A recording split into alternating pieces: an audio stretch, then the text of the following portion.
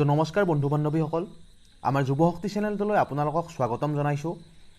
আজি আমি আপোনালোকক জনাম লোকেল মুৰ্গীৰ সম্পূৰ্ণ পালন পদ্ধতিৰ লগতে মাত্ৰ 100টা লোকেল মুৰ্গীৰে ফাৰ্মখন আৰম্ভ কৰি পিছলৈ ইয়াক কেনেদৰে বঢ়াই যাব পাৰিব তাৰ বিষয়ে। তো যিসকল নতুন ভিউৱাৰ্ছে আমাৰ যুৱ শক্তি চেনেলটো এতিয়ালৈ ছাবস্ক্ৰাইব কৰা নাই, তেওঁলোকক এনেকুৱা ধৰণৰ ফাৰ্মিং আৰু কৃষি ৰিলেটেড জানকাৰীবোৰ জানি থাকিবলৈ আৰু নিজৰ যুৱ শক্তিক জাগ্ৰত কৰি নিজৰ দমত স্বাৱলম্বী হ'বলৈ আমাৰ চেনেলটো ছাবস্ক্ৰাইব কৰি ল'বলৈ অনুৰোধ জনাইছোঁ। ইয়াৰ উপৰিও আপোনালোকক জনাবলৈ পাই সুখী হ'ম যে আপোনালোকৰ সুবিধাৰ্থে বিভিন্ন ধৰণৰ আলোচনাৰ বাবে আমাৰ যুৱ শক্তিৰ যিটো গ্ৰুপ খোলা হৈছিল, সেই গ্ৰুপটোত 1000 মানুহ জইন হৈ গৈছে। যদি আপুনি এতিয়ালৈ আমাৰ গ্ৰুপটোত জইন হোৱা নাই, এতিয়াই ডেছক্ৰিপশ্যনত গৈ লিংকটোত লাৰি গ্ৰুপটোত জইন হৈ ল'ব। এতিয়া আহক আমি ভিডিঅ'টো ভালদৰে আৰম্ভ কৰোঁ। আশা কৰিম আপোনালোকে এটা শব্দও মিছ নকৰাকৈ ভিডিঅ'টো শেষলৈকে চাই যাব। তেন্তে আহক। যিকোনো ধৰণৰ মুৰ্গী পালনৰ বাবে আপোনাক প্ৰথমতে প্ৰয়োজন হ'ব এটা মুৰ্গীৰ গঁৰালৰ। মুৰ্গীৰ গঁৰাল কেনেকৈ বনায় আমাৰ চেনেলত বিতংকৈ ভিডিঅ' দি থোৱা আছে, সেয়েহে মই আজি বিতংকৈ মুৰ্গীৰ গঁৰাল কেনেকৈ বনাব তাৰ বিষয়ে আপোনালোকক নজনাওঁ। কিন্তু যদি আপোনালোকে মুৰ্গীৰ গঁৰালটো চাং পদ্ধতিত কৰিম বুলি ভাবিছে, তেন্তে মুৰ্গীৰ গঁৰালটোত টিংপাত দিয়াতকৈ চালি দিয়াত বেছি গুৰুত্ব দিব। আৰু যদি ফ্ল'ৰ পদ্ধতিত আপোনালোকে মুৰ্গীৰ গঁৰাল বনাম বুলি ভাবি আছে, তেনেহ'লে মুৰ্গীৰ গঁৰালটো বনোৱাতে যাতে এফালৰ পৰা বায়ু সোমাই আনফালেদি ওলাই যাব পাৰে, সেইটো কথা আপোনালোকে লক্ষ্য ৰাখিব।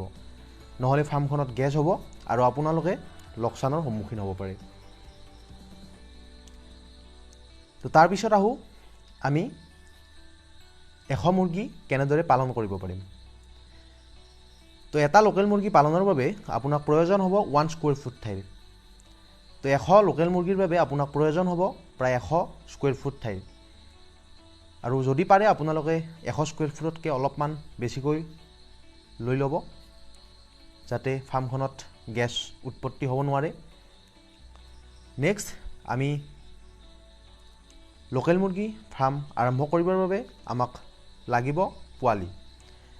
আৰু প্ৰায় এটা লোকেল মুৰ্গীত আমাৰ বৰ্তমান সময়ত প্ৰায় 40 টকাৰ পৰা 42 টকাৰ ভিতৰত পোৱা যায়। আমি এটা লোকেল মুৰ্গী 40 টকাকৈ ধৰিলে আমাৰ 100টা লোকেল মুৰ্গীত খৰচ হ'ব প্ৰায় 4000 টকা। নেক্সট আমাক প্ৰয়োজন হ'ব দানা। প্ৰথমতে আমি 10 দিনমানলৈ প্ৰি ষ্টাৰ্টাৰ ফিড খুৱাব লাগিব। নেক্সট আমি 10ৰ পৰা 30-35 দিনমানলৈ ষ্টাৰ্টাৰ ফিড খুৱাব লাগিব। আৰু তাৰপিছত আপোনালোকে মুৰ্গীবোৰক ফিনিচাৰ ফিড খুৱাব লাগিব। আৰু আমি প্ৰায় লোকেল মুৰ্গী 2 মাহ ৰাখিবৰ বাবে আমাক প্ৰয়োজন হ'ব প্ৰায় 180ৰ পৰা 200 কেজি দানা। 200 কেজি দানা ধৰিলে আমাক দানা লাগিব 4 বস্তা। এই বস্তা দানাত যদি আমি 2000 টকাকৈ ধৰোঁ, তেন্তে আমাক 4 বস্তা দানাত প্ৰয়োজন হ'ব 8000 টকা। কিছুমান ঠাইত দানাৰ দাম ইয়াতকৈ কমো হ'ব পাৰে আৰু ইয়াতকৈ বেছিও হ'ব পাৰে, সেয়েহে আপোনালোকে হিচাপটো আপোনাৰ ঠাইত দানাৰ দাম কিমান সেই হিচাপে কৰি ল'ব। নেক্সট আমাক প্ৰয়োজন হ'ব ভেকচিন আৰু ঔষধৰ। ভেকচিন আৰু ঔষধত যদি আমি 1000 টকা ধৰোঁ, তেতিয়াহ'লে আমাক টোটেল প্ৰয়োজন হ'ল 4000 টকা প্লাছ 8000 টকা প্লাছ 1000 টকা সমান 13000 টকা। এইখিনিতে আপোনালোকক জনাওঁ যে ভেকচিনেশ্যন মুৰ্গীৰ বাবে অতি জৰুৰী। আৰু যদি আপোনালোকে মুৰ্গীক ভেকচিন কেনেদৰে দিব লাগে সেইটো নাজানে, তেনেহ'লে আমাৰ চেনেলত মুৰ্গীক ভেকচিন দিয়াৰ বাবে ভিডিঅ' দি থোৱা আছে, ভিডিঅ'বোৰ আপোনালোকে চাই ল'ব। নেক্সট আমি 100 মুৰ্গীৰ যদি 5টা মুৰ্গী মৃত্যু হোৱা বুলি ধৰি লওঁ, তেন্তে আমাৰ মুৰ্গী থাকিব 95টা। সাধাৰণতে লোকেল মুৰ্গীৰ মৃত্যুৰ হাৰ বহুত কম।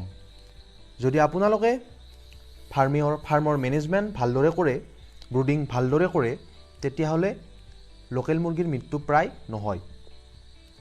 তথাপিও আমি 5টা মুৰ্গী মৃত্যু হোৱা বুলি ধৰি ল'লে আমাৰ মুৰ্গী থাকিব প্ৰায় 95টা। তো লোকেল মুৰ্গী প্ৰায় 2 মাহত 60ৰ পৰা 80 গ্ৰাম হোৱা দেখা যায়। আমি এটা লোকেল মুৰ্গী 60 গ্ৰামকৈ ধৰিলে 95টা মুৰ্গীত আমাৰ ওজন হ'ব 64 কেজি 500 গ্ৰাম। তো বৰ্তমান আমাৰ লোকেল মুৰ্গীৰ বজাৰ মূল্য প্ৰায় 300 টকা, আৰু কিছুমান ঠাইত 300তকৈ বেছিও হ'ব পাৰে, আৰু কিছুমান ঠাইত 10-20 টকা লোকেল মুৰ্গীৰ দাম কমো হ'ব পাৰে সেই হিচাপে আপোনালোকে ক্যালকুলেশনটো কৰি ল'ব আমি 300 টকাকৈ যদি ধৰি লও তেতিয়ালে 66 কেজি 500 গ্ৰাম মুৰ্গীত প্ৰায় আমি 20000 টকা পাম আৰু আমাৰ খৰচ হৈছিল প্ৰায় 13000 টকা আৰু আমাৰ মুৰ্গীবোৰ বিক্ৰী কৰি আমি পালো 20000 টকা মানে আমাৰ লাভ হ'ল প্ৰায় 7000 টকা আৰু কিছুমান ঠাইত এই 7000 টকাতকৈ ইয়াৰ লাভ বেছিও হ'ব পাৰে আৰু কিছুমান ঠাইত অলপ কম হ'ব পাৰে তো এয়া হ'ল 100 মুৰ্গীৰ বাবে প্ৰয়োজন হোৱা টকা আৰু লাভৰ হিসাব নেক্সট আপোনালোকক জনাও আপোনালোকে প্ৰথমতে 100 মুৰ্গীৰে আৰম্ভ কৰি নেক্সট কেনেদৰে ফাৰ্মখন বঢ়াই যাব পাৰিব তাৰ বিষয়ে আপোনালোকে যিকোনো এটা কাম যেতিয়া ভালদৰে কৰি যাব তেতিয়া আপোনাৰ প্ৰত্যেকবাৰতে অলপ চলপ কৰিলে লাভ হৈ যাব আৰু সেই লাভবোৰৰ বাবে আপুনি প্ৰত্যেকবাৰে সেই টকাখিনিৰে মুৰ্গী হাৰ বঢ়াই যাব আৰু যেতিয়া আপোনালোকে ভালদৰে ইয়াৰ বিষয়ে শিকি ল'ব তেতিয়া হলে আপোনালোকৰ মুৰ্গীৰ মৃত্যুৰ হাৰ কমি যাব মুৰ্গীৰ দানাৰ হাৰো আপোনালোকৰ কমি যাব কাৰণ প্ৰথমতে আপোনালে মুৰ্গী পালন কৰোতে আপোনাৰ দানা অলপ চলপ আৱজনি যাব পাৰে নেক্সট আপোনালোকে যেতিয়া ইয়াৰ বিষয়ে ভালদৰে শিকি ল'ব তেতিয়া আপোনালোকৰ দানাৰ হাৰ কমি যাব আৰু লোকেল মুৰ্গী আপোনালোকে কিছুমান ঘৰুৱা দানাও খুৱাব পাৰে আৰু যদি আপুনি নিজেই মাকৈ নাইবা আন খাদ্যবোৰ ঘৰতে তৈয়াৰ কৰি লয় তেতিয়া হলে আপোনাৰ দানাৰ দামো হ্ৰাস হৈ যাব আৰু তাৰ ফলত আপোনাৰ লাভালাভো অধিক হৈ থাকিব কেৱল আপোনালোকে গুৰুত্ব দিব ফাৰ্মৰ মেনেজমেন্ট সাবচিকুনতা এইবোৰৰ ওপৰত আপোনালোকে ভালদৰে গুৰুত্ব দিব আৰু যদি আপোনালোকে পাৰে সপ্তাহত প্ৰায় 2 দিনকৈ ফাৰ্মৰ চাৰিওফালে ফৰ্মেলিন স্প্ৰে কৰি থাকিব ফৰ্মেলিন নামৰ ঔষধটো আপোনালোকে আপোনাৰ ওচৰত দোকানবোৰত পাব ভেটেনাৰী দোকানত আপোনালোকে সহজেই পাব এই ফৰ্মেলিন স্প্ৰে কৰি থাকিব আৰু ফাৰ্মৰ ভিতৰত যদি আপোনালোকে বিচাৰে B904 বুলি এটা মেডিসিন পাই সেইটো আপোনালোকে স্প্ৰে কৰি থাকিব তো আমি আপোনালোকক এনে ধৰণৰ ভিডিও দি যাম আপোনালোকে ফাৰ্মিং নাইবা কৃষি নাইবা নিজক স্বাৱলম্বী কৰিব পৰা যিকোনো কাম কৰি যাওক ইয়াৰ বাবে আমি আপোনালোকক সহায় কৰি যাম আৰু আপোনালোকেও আমাক চেনেলটোত ভিডিও দি থাকিবৰ বাবে উৎসাহ যোগাই যাওক যদি ভিডিওটো চাই ভাল পালে আমাৰ ভিডিওটোত এটা লাইক কৰি দিব আৰু চেনেলটো আমাৰ আপোনালোকে সাবস্ক্ৰাইব কৰি দিব তো আজিলৈ আহো ধন্যবাদ জয় আই অসম